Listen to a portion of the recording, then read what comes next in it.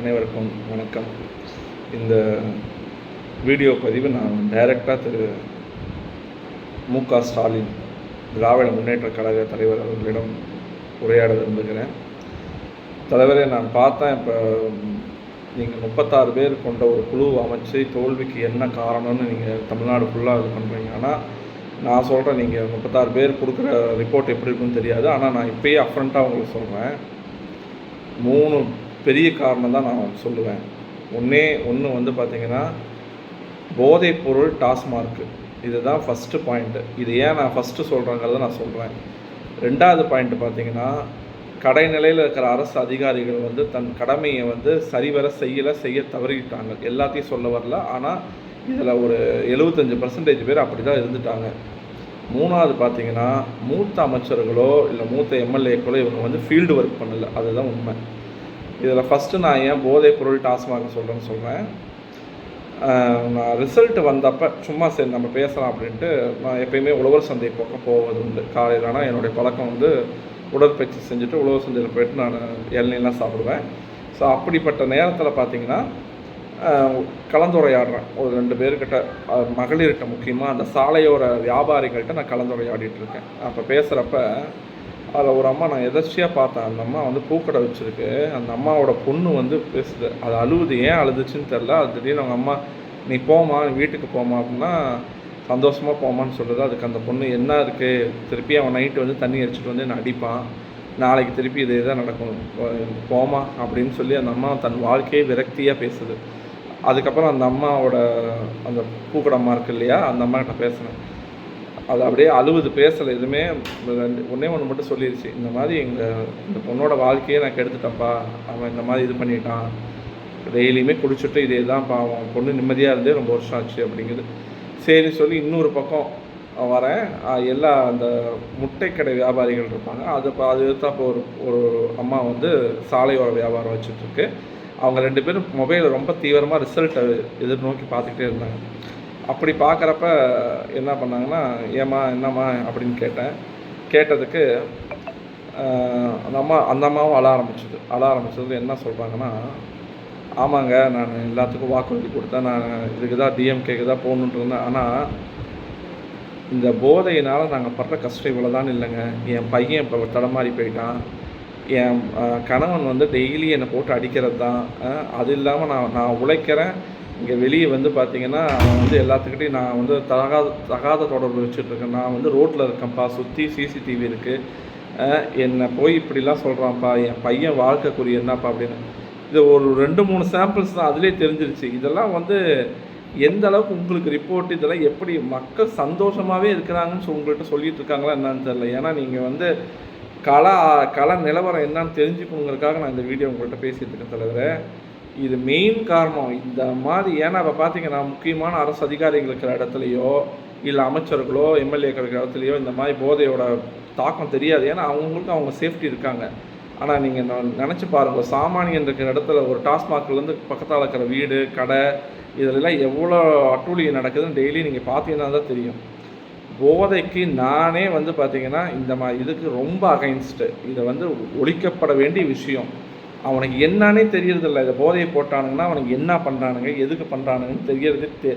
தான் செய்வது குற்றம் என்று தெரியாமலே செய்து கொண்டு இருக்கிறார்கள் இந்த போதை பழக்கத்தினால். இது வந்து அனைத்து குடும்பத்தார்களுக்கும் இது தெரியும், எந்த அளவுக்கு அவங்க வந்து அஃபெக்ட் ஆகிருக்காங்க அப்படின்னு.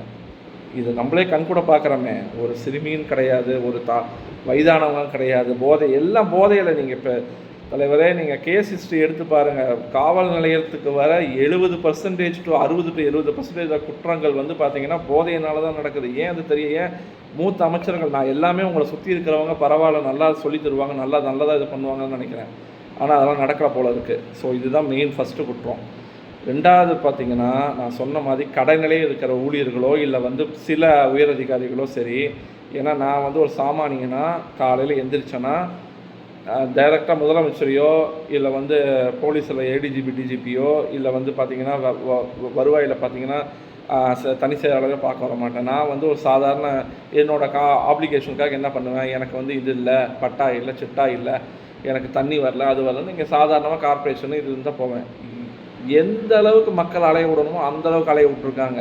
நீங்கள் எல்லாத்தையும் போட்டு பாருங்கள். நீங்கள் ரிவ்யூ வரப்போ தான் ஏதோ அப்படி இப்படின்னு பண்ணி எல்லாத்தையும் இது பண்ணியிருப்பாங்க. இது முற்றிலும் உண்மை. நீங்கள் மக்கள்கிட்ட பேசணும், மக்கள்கிட்ட கேட்டு பாருங்கள். இது நான் மக்கள்கிட்ட கேட்டதுனால நான் சொல்கிறேன்.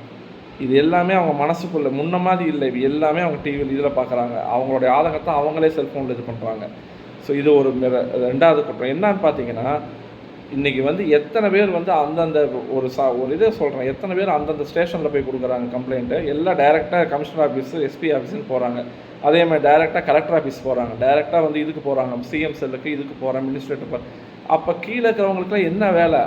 எல்லாமே முதலமைச்சர், துணை முதலமைச்சரும் இது அமைச்சர்கள் தான் பண்ணணும்னா கீழே இருக்கிறவங்களுக்குலாம் இப்போ என்ன வேலை?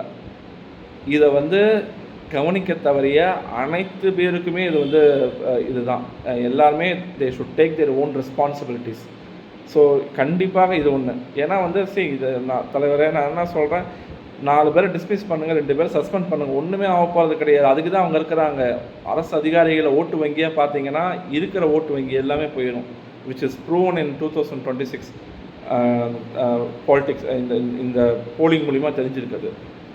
3வது, மூத்த நிர்வாகிகளும் இவங்களும் அடுத்த இந்த கழகத்தோட இதையும் வளர்ச்சியும் அடுத்த தலைமுறைக்கு எடுத்துகிட்டு போக தவறியது தான்.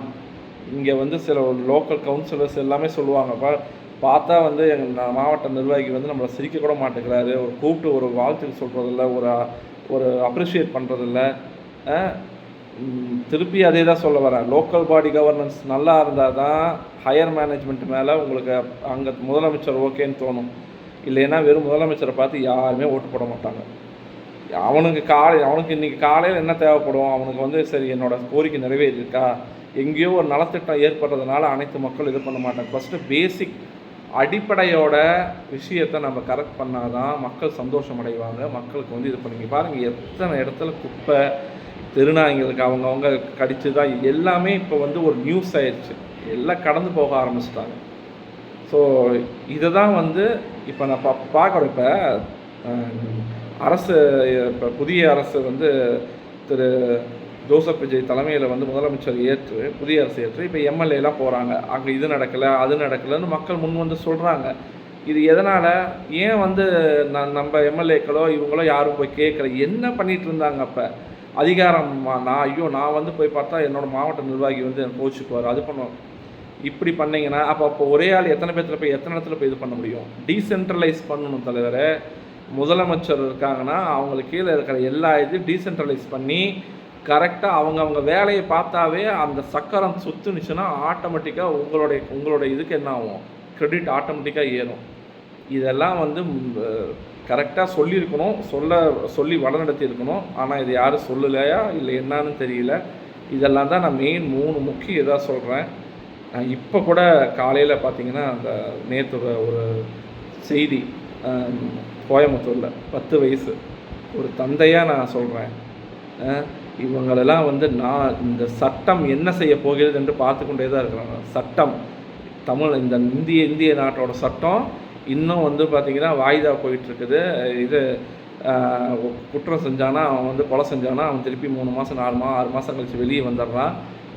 கடுமையான சட்டம் உண்டாக வேண்டும். நீங்கள் நினச்சி பாருங்கள், யுஏஇ துபாயெல்லாம் வந்து ஒரு சின்ன நாடு தான், சவுதி அரேபியா சின்ன நாடு தான். அவங்களுக்கு அவ்வளோ கடுமையான சட்டம் வைக்கிறாங்கன்னா எவ்வளோ பெரிய நாடு நம்மளது, எவ்வளோ பெரிய மாநிலம் இருக்குது, எத்தனை பேர்த்த வச்சுருக்கிறோம். அப்போ வந்து எப்படி சட்டம் கடுமையாக இருந்தால் அப்போ தான் வந்து இதாக அந்த சட்டம் வந்து உடனே எல்லாத்தையும் தூக்குற போல் சொல்கிறேன். ஃபைன் இம்போசிஷன் பண்ணுங்கள். அவங்கள்ட்ட இருக்கிறது என்ன பண்ண முடியுமோ, எதை வச்சா பயமுறுத்தா அந்த மாதிரி பயமுறுத்தி தான் கொண்டு வரணும். 2வது பார்த்திங்கன்னா இன்னொன்று சொல்லிடுறேன், ஃப்ரீக்வெண்ட்டாக நல்ல விஷயத்துக்காக போலீஸ் முன்னெடுக்கிற இதுக்கு நம்ம சப்போர்ட் பண்ணி தான் ஆகணும். ஏன்னா எல்லாமே வந்து நம்ம வந்து இல்லை அது தப்பு இது தப்புனா போலீஸ் மேலே இருக்கிற பயம் போச்சுன்னா சிட்டி அவுட் ஆஃப் கண்ட்ரோல் ஆகிடும். அதனால் அதே மாதிரி ஆசிரியர்களும் அவங்க எப்போ குச்சி எடுக்க வேணாம்னு சொன்னோமோ அப்போயே வந்து இது பிரச்சனை இதாகி போயிடுச்சு. எல்லாமே வந்து போலீஸ் தான் அடி வாங்கிட்டு இருக்கான். அதனால் நான் இப்போ இந்த காணொளி வாயிலாக நான் தமிழக முதல்வருக்கும் கோரிக்கை என்னென்னா, இந்த கோவை இன்சிடெண்ட் இப்போ நடந்தது, அந்த பிள்ளை 10 வயசு சிறுமி வந்து இறந்துச்சு. அதுக்கு வந்து என்ன நடவடிக்கை, ஸ்ட்ரிக்டான நடவடிக்கை எடுக்க முடியுமோ எடுத்து அந்த குற்றவாளிகளுக்கு வந்து தண்டனை வாங்கி தர வேண்டும் என்று தாழ்மையோடு கேட்டுக்கொள்கிறோம். அதே மாதிரி தமிழகம் திராவிட முன்னேற்ற கழக தலைவர் ஸ்டாலின் அவர்களுக்கும் இதை நம்ம ஒரு லேர்னிங்காக எடுத்துகிட்டு இதை மறுகட்டமைப்பு பண்ணி நல்லா முன்னேற்றி கொண்டு ஆக்கப்பூர்வமாக நீங்கள் உங்களோட அதாவது இதில் வந்து பார்த்திங்கன்னா உழைப்பே வந்து மெயின் உழைப்பு நீங்கள் போட்டதோ துணை முதல் நம்ம இவர் முன்னாள் துணை முதல் கழக சின்ன உதயநிதி ஸ்டாலின் போட்டதில் தப்பே சொல்ல முடியாது. அவ்வளோ ஒரு உழைப்பு போட்டிருக்காங்க.